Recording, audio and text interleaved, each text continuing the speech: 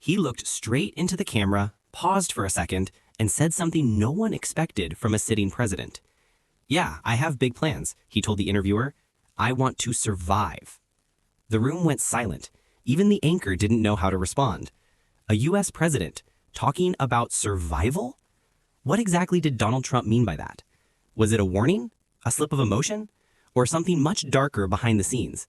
Because when you piece together everything that's happened, the rising violence, the assassination attempts, the health rumors, Trump's words start to sound less like a joke and more like a confession. And tonight we're breaking down the moment that shook Washington and what might be really going on behind Trump's Survive 2026 statement. Let's get into it. The moment came during a sit-down with One American News Network, one of Trump's most loyal platforms. The host asked what seemed like a simple question: what are your goals for 2026? Most presidents would talk about growth, policy, or legacy, but Trump didn't. He leaned back, gave that familiar smirk, and said 6 words that instantly froze the room. "Yeah, I have big plans. I want to survive." It wasn't a joke. His tone was flat, serious, almost tired. And that single sentence sent shockwaves through both parties, because when a sitting US president, protected by one of the most powerful security agencies in the world, says his goal is simply to survive, something is clearly wrong. Within hours, the clip started spreading across X and TikTok. Supporters called it Trump being real. Critics said it sounded like a man under pressure. Some even claimed it was a subtle cry for help. And honestly, who could blame him? The country has been on edge. Protests in the streets, lawmakers attacked in their homes, and just months ago, Trump himself barely escaped an assassination attempt at a rally. So when he says, "I just want to survive," maybe it is an exaggeration. Maybe it's the raw truth of a man who's lived through more political chaos than anyone in modern history. But this moment didn't come out of nowhere. There's a reason Trump feels the world around him is spiraling. And it all started with a murder that reignited the debate over political violence in America. And that's where things take a darker turn. Right after that interview, Trump doubled down.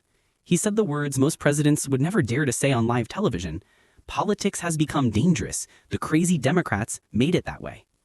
His comment instantly set off a storm. News anchors scrambled to analyze it. But underneath all the noise, there's something deeper happening in the country. Just weeks before Trump's interview, Charlie Kirk was gunned down while speaking at a Utah college event. The shooting shocked the nation. And within minutes, Trump's team blamed left-wing radicals, turning the tragedy into a new political battlefield. His administration called it proof that the Democrats had fueled an era of violent extremism. But here's the twist. Federal reports actually showed the opposite. The Department of Justice had released a 2024 study revealing that most domestic terrorism came from right-wing extremist groups, white nationalist and militant organizations. And then suddenly that study disappeared from the DOJ's website, deleted. And that's when conspiracy theories started to fly. Was the administration trying to bury the data? Or were they covering for something else? Either way, the message from Trump was clear. America is no longer safe, and his enemies are everywhere. The fear was spreading fast. On talk shows, in political circles, even among everyday Americans who felt like the country was splitting in two.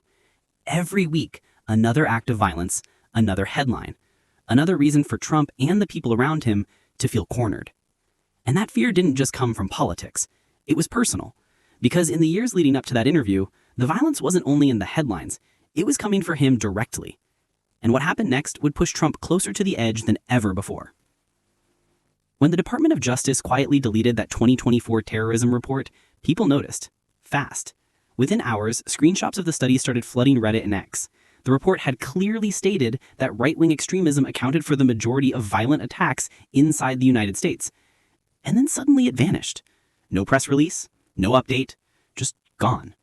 And for Trump's critics, that deletion looked like a cover-up, an attempt to rewrite reality. But for Trump's supporters, it was confirmation of everything he'd been saying, that Washington was hiding the truth, manipulating the narrative, and protecting the people who were actually responsible for the chaos. It became another symbol of mistrust, the idea that the system itself was playing both sides. Trump's allies began calling it the DOJ blackout. They claimed it was proof that the so-called deep state was burying anything that didn't fit their agenda. Political analysts tried to calm the fire, saying it might have been an internal data review, but by then the story had already exploded. Cable news shows ran endless debates. Commentators questioned whether America's justice system could still be trusted. And once again, Trump was right at the center of it all, either as the whistleblower calling out corruption or the instigator fueling chaos. But while the DOJ story dominated headlines, violence across the country didn't stop. In fact, it started hitting closer to home. lawmakers, governors, even families becoming targets. And as the tension grew, it started to feel like no one in Washington, not even Trump himself, was truly safe. And that's when the violence took a turn that no one saw coming. The chaos didn't stop with one tragedy. America's political battlefield was turning into something darker, something personal. The attacks weren't limited to one party anymore. Everyone was a target. After Charlie Kirk's killing, the headlines barely had time to cool before the next wave hit, the firebombing of Pennsylvania Governor Josh Shapro's home. His family was asleep inside when flames tore through the building. Miraculously, they escaped alive. Just 2 months later, Minnesota lawmakers Melissa Hortman and John Hoffman were shot in their homes in separate but coordinated attacks. Melissa and her husband didn't make it. John and his wife barely survived. Overnight, the country realized something chilling. The violence wasn't political theater anymore. It was war in slow motion. And both sides were bleeding. Democrats pointed to the January 6th Capitol riot, saying Trump himself had inspired a movement that shattered the line between protest and terrorism. Republicans fired back, reminding the world of the hammer attack on Paul Pelosi, the husband of former House Speaker Nancy Pelosi, where an intruder shouted, "Where is Nancy Pelosi?" before swinging. The pattern was impossible to ignore. Every time a political figure fell, the other side pointed fingers. Until it stopped mattering who was right. What mattered was that fear had replaced trust. Neighbors looked at neighbors with suspicion. Politicians spoke through glass barriers and traveled with armed escorts. The national capital felt less like a government hub and more like a fortress. And through it all, Trump watched from the top, both the symbol of the divide and one of its most visible targets. Because as America fractured, one thing became brutally clear. Surviving wasn't just about politics anymore. It was about staying alive. And that reality would hit even harder when Trump himself became the target again. For most presidents, danger is a distant thought, something handled quietly by Secret Service, never spoken out loud. But for Trump, danger became personal, real. In 2024, he came within inches of death. During a campaign rally in Pennsylvania, a sniper's bullet tore through the air and grazed Trump's ear. Blood ran down his face as Secret Service agents rushed him off stage. The clip went viral instantly, replayed millions of times in slow motion, frame by frame. That moment changed everything. For Trump, it was a reminder that politics wasn't just a game anymore. It was survival. After that, security around him doubled. Every rally was surrounded by checkpoints, snipers, and armored vehicles. His schedule became unpredictable, sometimes changing at the last minute to throw off potential threats. But the threats never stopped. Later that same year, a man was arrested outside Trump Tower carrying explosives and a manifesto. According to reports, he told police he wanted to finish what others couldn't. Then came the mysterious incident in Florida, when an armed drone was spotted near one of Trump's golf resorts, just minutes before he arrived. The Secret Service downed it before it reached the grounds. None of this was ever fully explained to the public, but insiders claimed Trump became increasingly wary, even suspicious of people inside his own circle. His aides described him as alert but distant, saying he began to travel with fewer staff and trusted only a small handful of loyal security officers.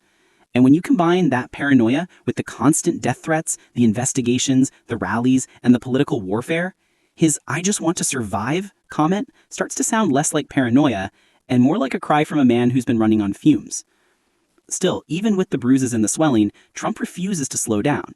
He keeps showing up, rallies, interviews, fundraisers, like a fighter who knows he can't step out of the ring no matter how bruised he gets. But survival isn't just about health anymore. For Trump, it's about something bigger. Legacy, power, and the fight to stay on top in a country that feels like it's burning from both ends. And that fight, that desperate will to keep going, is exactly what leads us into the final question. What does Trump's survival really mean for America? When Trump said, "I want to survive," it wasn't just about life and death. It was about political survival. Behind every rally, every court appearance, and every viral interview, there's a bigger question hanging in the air. Can Trump still hold the country together, or is he the one tearing it apart?